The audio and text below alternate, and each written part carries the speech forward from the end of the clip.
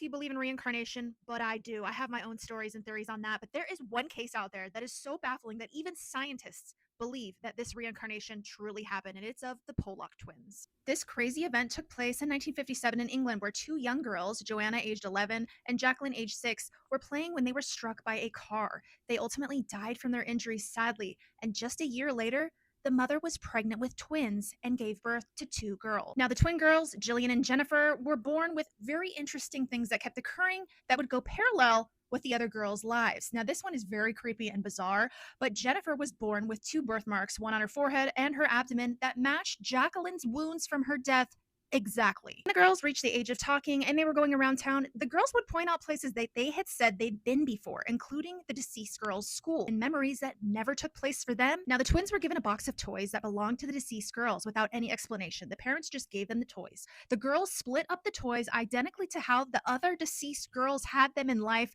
between the toys that those girls wanted and played with. That's freaking bizarre. As the girls grew older, they had an immense fear of cars and being hit, even though neither of these girls, Jennifer or Jillian, had ever been in any sort of car accident. They were fearful that they would die. And that scared everyone because that's exactly how the other two girls died. Psychiatrist Ian Stevenson actually studied thousands of cases of reincarnation, and he said this is the strongest case that he had ever seen, comparing all of their memories that took place regarding the deceased girls parallel to their life, the strange birthmarks that happened to be identical to the wounds of the deceased girls. Everything to a T just really sounded like it was a reincarnation story. By the time they turned about 5 years old, all of the memories seemed to fade away from their memories of the past life, being fearful of cars and everything like that, which is also reportedly very common in reincarnation cases. So, as a young child, supposedly people really remember more about their past lives than when they're adults, which I have my own crazy story about that and I can attest to. But I think this story is just absolutely intriguing. What do you guys think? Do you believe in reincarnation?